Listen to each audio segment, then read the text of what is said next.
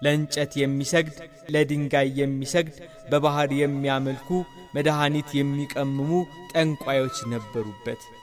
አባታችን ተክለ ሃይማኖት ስለ አካባቢው ሲሰሙ ቸይ የምትባል ወንዝን ተሻግረው ከተታ ገቡ።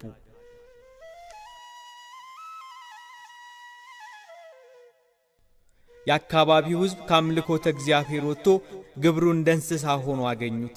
እግዚአብሔርን አያውቅም ነበር። እሳቸውም ይህንን የተናቀ ሥራ ሲሰሩ አይተው የጌታችን የኢየሱስ ክርስቶስን ነገር ይነግሯቸው ይገስጿቸው ነበር። ሕዝቡ ግን አልተቀበላቸውም፣ በጠላትነት ተነሳባቸው እንጂ ስለ ክርስቶስ እንዳይናገሩ ስለ ወንጌል እንዳይመሰክሩ አሏቸው። በፍጹም እምነት አባታችን ተክለ ሃይማኖት ግን ሰዎቹ ወደሚያመልኩበት ዛፍ ሄዱ።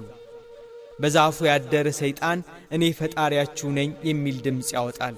ሕዝቡ ሁሉ ለዚያ ዛፍ ይሰግዱለታል፣ የወደደውን ይሰውለት ነበር። አባታችን ተክለ ሃይማኖት ከሀገሬው ሰዎች ጋር ወደ ዛፉ በቀረቡ ጊዜ በዛፉ ላይ ያደረ ሰይጣን እያጓራ ጮኸ። ይህንን እንግዳ ሰው ወደ እኔ አታምጡት እያለ ጮኸ። አባታችንን አርቀው ሀገሬው ወደሚያመልኩት ዛፍ ቀረቡ።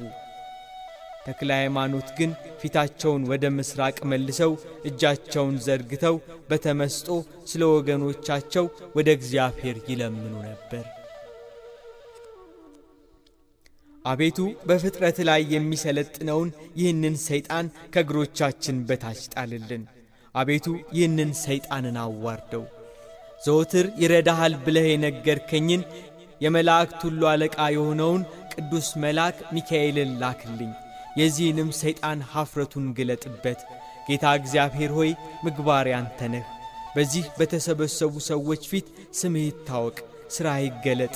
ጌታ ሆይ አንተ ታላቅ እንደሆንክ ይወቁ እያሉ ይጸልዩ ነበር። ሕዝቡ ወደሚያመልክበት ዛፍ ተመልሶ ሰይጣን ባንቺ አድሮ እየተናገረ ሕዝቡን የሚያስትብሽ አንቺ ዛፍ እኔ በምሰግድለትና በማምነው በኢየሱስ ክርስቶስ ስም አዝሻለሁ፣ ሕዝቡ የእግዚአብሔርን ኃይል ያይ ዘንድ ተነቅለሽ ወደ እኔ ነይ አሏት።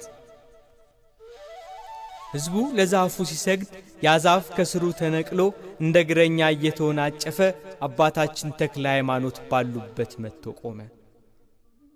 የሰናፍጭ ቅንጣት የሚያህል እምነት ቢኖራችሁ ይህንን ሾላ ተነቅለህ ወደ ባህር ተተከል ብትሉት ይታዘዝላችኋል እንዳለ ጌታ በወንጌል።